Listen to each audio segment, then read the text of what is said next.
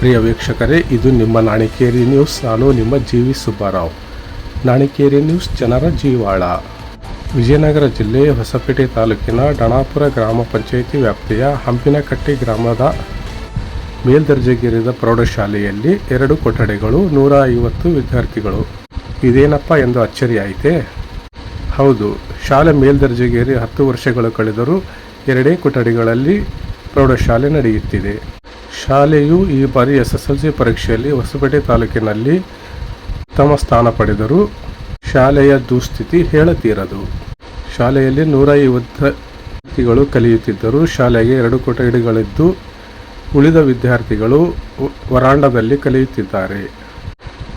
ಬಯಲಲ್ಲಿ ವಿದ್ಯಾರ್ಥಿಗಳಿಗೆ ಪಾಠ ಪ್ರವಚನ ನಡೆಯುತ್ತಿದೆ. ಇರುವ ಒಂದೇ ಶೌಚಾಲಯದಲ್ಲಿ ವಿದ್ಯಾರ್ಥಿಗಳು ಶಿಕ್ಷಕರು ಬಳಕೆ ಮಾಡುತ್ತಿದ್ದು ಈ ದುಸ್ಥಿತಿ ಹೇಳತೀರದಾಗಿದೆ. ನನ್ನ ಹೆಸರು ಕೀರ್ತಿ. ನಾನು ಸರ್ಕಾರಿ ಪ್ರೌಢಶಾಲೆಯಲ್ಲಿ ಹಂಪಿನಕಟ್ಟೆಯಲ್ಲಿ ಓದುತ್ತಿದ್ದೇನೆ. ನಮಗೆ ಶೌಚಾಲಯ ಕೊರತೆ ಇದೆ. ನಮ್ಮ ಶಾಲೆಯಲ್ಲಿ 1ರಿಂದ 10ನೇ ತರಗತಿವರೆಗೂ ಶಿಕ್ಷಣ ನಡೆಸುತ್ತಿದ್ದು ಸುಮಾರು 700 ಜನ ಮಕ್ಕಳು ಶಾಲೆಗೆ ಬರುತ್ತಿದ್ದಾರೆ ಮತ್ತು ಪಕ್ಕದ ಊರಿಂದ ಶಾಲೆಗೆ ಐನಹಳ್ಳಿ ಮತ್ತು ವ್ಯಾಸಿಂಕೇರಿಂದ ಮಕ್ಕಳು ಶಾಲೆಗೆ ಬರುತ್ತಿದ್ದಾರೆ. ಆದ್ದರಿಂದ ಶೌಚಾಲಯ ಸಮಸ್ಯೆ ಇರುವುದರಿಂದ ನಾವು ಶೌಚಾಲಯಕ್ಕೆ ಹೋದರೆ ಶೌಚಾಲಯಗಳು 2 ಇವೆ. ಅವು ಶಿಕ್ಷಕರಿಗೆ ಮತ್ತು ಮಕ್ಕಳಿಗೂ ಕೂಡ.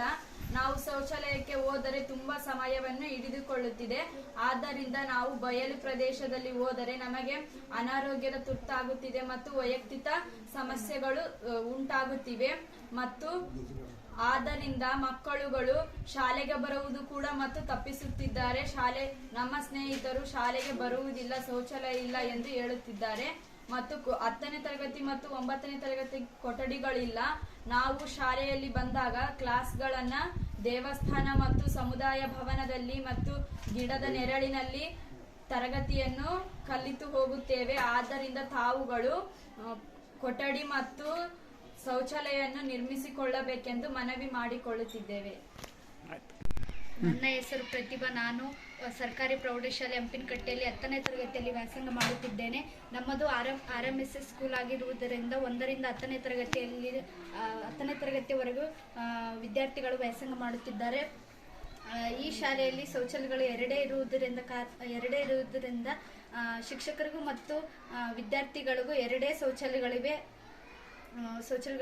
ನಾವು ಶೌಚಾಲಯಗಳಿಗೆ ಹೋಗಬೇಕಾದರೆ ಸಾಲಾಗಿ ನಿಂತು ಹೋಗುವುದರಿಂದ ಶೈಕ್ಷಣಿಕ ವಿಳಂಬವಾಗುತ್ತಿದೆ ಮತ್ತು ಕಾಲಹರಣವಾಗುತ್ತಿದೆ. ನಾವು ಸಮಯ ಇಲ್ಲದ ಕಾರಣ ಬಯಲು ಕಡೆ ಹೋಗುವುದರಿಂದ ನಮಗೆ ಮುಜುಗರ ಮತ್ತು ವೈಯಕ್ತಿಕ ಕಾರಣದಿಂದ ಅನಾರೋಗ್ಯಕ್ಕೆ ತುತ್ತಾಗುತ್ತಿದ್ದೇವೆ. ಆದ್ದರಿಂದ ನೀವು ನಮಗೆ ಶೌಚಾಲಯವನ್ನು ನಿರ್ಮಿಸಿಕೊಡುವಂತೆ ಮತ್ತು ಪ್ರೌಢಶಾಲೆ 12 ವರ್ಷ ಸ್ಟಾರ್ಟ್ ಆದರೂ ಸಹಿತ ಪ್ರೌಢಶಾಲೆಯಲ್ಲಿ ನಾನು ಸರ್ಕಾರಿ ಹಿರಿಯ ಪ್ರೌಢಶಾಲೆಯಲ್ಲಿ ಓದುತ್ತಿದ್ದೇನೆ. 10ನೇ ತರಗತಿಯಲ್ಲಿ ಓದುತ್ತಿದ್ದೇನೆ.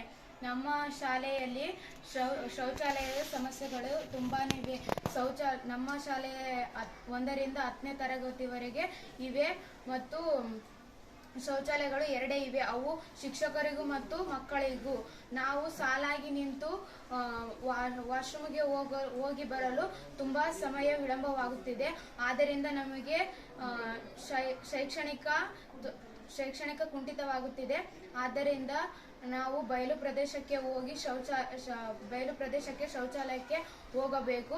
ಆದ್ದರಿಂದ ನಮಗೆ ಮುಜುಗರವಾಗುತ್ತಿದೆ ಮತ್ತು ಆರೋಗ್ಯ ಕುಂಠಿತವಾಗುತ್ತಿದೆ ಮತ್ತು ವೈಯಕ್ತಿಕ ತೊಂದರೆಗಳಾಗ್ತಿವೆ. ಆದ್ದರಿಂದ ನಮಗೆ ಶೌಚಾಲಯಗಳನ್ನು ನಿರ್ಮಿಸಿಕೊಡಬೇಕು ಮತ್ತು ಕೊಠಡಿಗಳನ್ನು ನಿರ್ಮಿಸಿಕೊಡಬೇಕು. 11 ವರ್ಷಗಳು ತುಂಬಿ 12 ವರ್ಷಗಳಾದರೂ ಸಹ ನಮಗೆ ಕೊಠಡಿಗಳು ಇಲ್ಲಿವರೆಗೂ ನಿರ್ಮಿಸಿಕೊಟ್ಟಿಲ್ಲ.